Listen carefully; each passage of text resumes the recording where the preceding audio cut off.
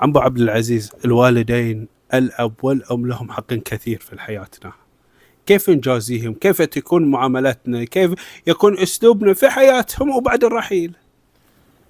الوالدين لهم حق كما ربوا الشخص وجابوه مولود. الاب تعب والام تعبت اكثر لانه هي اللي حامله به وهي اللي عانت لين ولدته وجابته على وجه الارض لين خلته يمشي.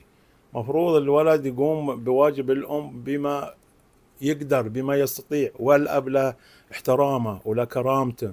فيقول لك لو كان الاب ما تمشي قدامه تمشي خلفه او تمشي في صفه، هذا من احترام الاب.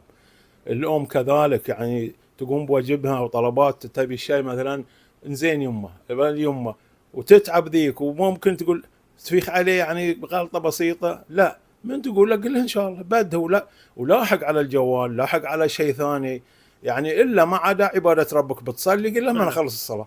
هالاشياء الدنيويه بد امك حاجات من السوق او من شيء بيت بتصلحه ولا بتجيب شيء كهربائي او ما اشبه ذلك، ابوك قال جيب هالشيء او جيب من السوق او يا ولدي راح ود هالشيء.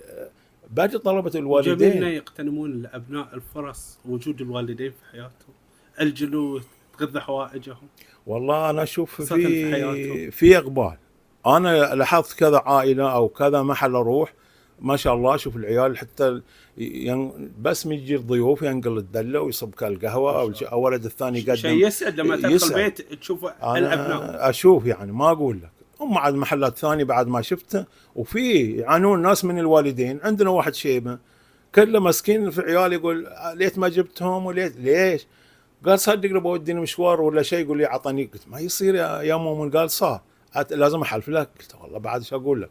وفي عيال لا بالعكس يودون عيالهم مساجد حسنيات. احنا عندنا يبا بتروح محل اوديك تبي شاي والله هذا هم غائبين. ويعني بالعكس ما صغيرهم وكبيرهم عندنا ستة. الله يجعلكم ان شاء الله من زوار النبي وزوار امير المؤمنين واولادها المعصومين ان شاء الله، من زوارهم وياكم ما بيقصرون من اي شيء يعني. ما شاء الله. واحنا دائما ننصح يعني، حتى احنا لو قعدنا في محلات او جينا محلكم ما شاء الله المجلس الفاضل ده يعني ما شاء الله انت والاخ وباقي الاخوان يعني حقيقه محل يشرح الصدر يعني والله.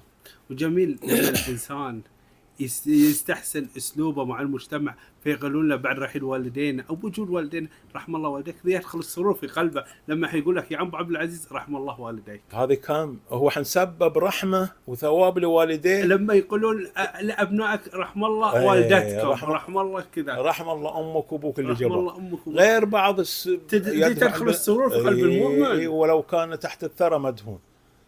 هذا يستانس ابوه بهالكلمه. غير بعض الشباب ساعات في الطريق اللي بعيدنا مو عندنا العن امك العن ابوك. ليش طيب؟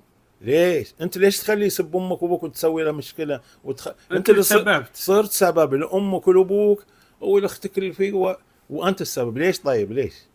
امش سلوك طيب، امش مع اصحابك اذا هم عادلين مش معهم، مو بعدلين جنبهم. سلام من لا برا لا صار الشيء المجلس ذم في شيء ما يرضى الله ورسوله.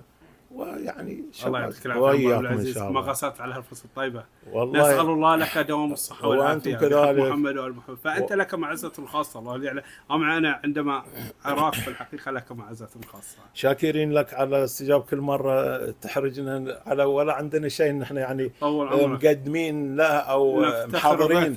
شوف الخطاب يقول قر على كذا قال له ما بابا محضر يعني تجينا على الغفله او على ما ادري ايش يقول. لكن نشكر الله ونشكر اهل البيت ويغفر لامتكم ان شاء الله.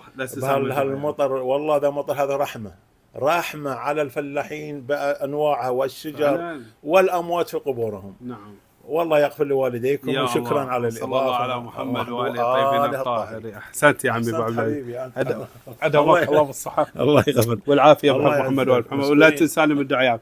الله يوفقك. الله يعديك الشر. كذا مره تدعون في الشيء وش نسوي بعد. طول عمرك عمي ابو عبد العزيز. الله يحفظك.